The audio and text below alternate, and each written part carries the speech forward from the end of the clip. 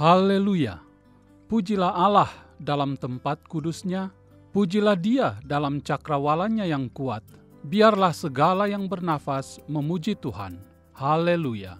Haleluya, itulah kata yang tepat untuk mengungkapkan syukur kami kepada Allah kita yang dahsyat, yang telah melakukan banyak perkara dalam hidup dan pelayanan kami di Fiji.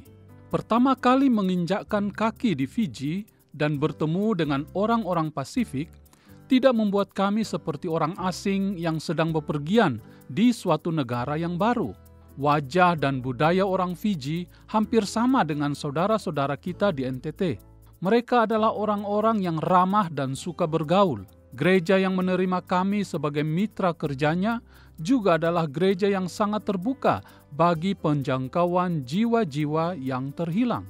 6 bulan pertama adalah masa adaptasi yang tidak mudah bagi kami untuk dilewati. 2 bulan setelah memasuki Fiji, Ibu Diana mengalami keguguran. Kami kehilangan 1 orang dalam keluarga kami. Selanjutnya anak kami Ella dan Vika, kami masukkan ke sekolah yang sangat berbeda dengan sekolah mereka di Indonesia karena menggunakan bahasa Inggris sebagai bahasa utamanya, di mana mereka tidak pernah kursus sebelumnya. Kami mengira semua akan berjalan dengan baik karena mereka akan dengan cepat dapat menguasai bahasa Inggris. Tetapi ada yang kurang dalam diri Ella yang tidak kami ketahui, yaitu dia merasa sendirian dan kesepian. Seringkali saya menemukan tulisan tangannya di beberapa buku catatannya bahwa ia merindukan seorang teman dan ia meminta kepada Tuhan agar diberi seorang teman yang mengerti dirinya. Saat itu, Ella berusia sekitar 6 tahun. Ia merasa tertolak dan terasing di lingkungannya yang baru.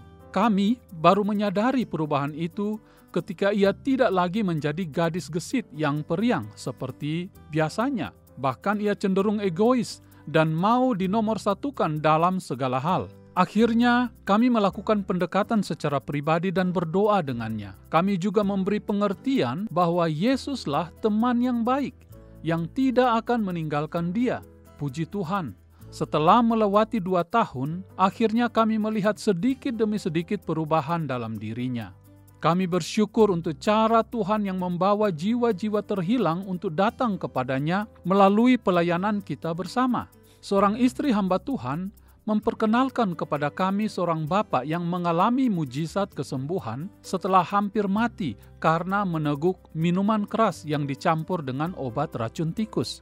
Setelah perkenalan itu, kami sekeluarga rutin mengunjungi keluarga Bapak MS. Awalnya Bapak MS bersemangat menceritakan bagaimana sahabat sejati itu menyelamatkan hidupnya dari kematian. Namun beberapa bulan kemudian, ia kembali ke kepercayaannya yang lama.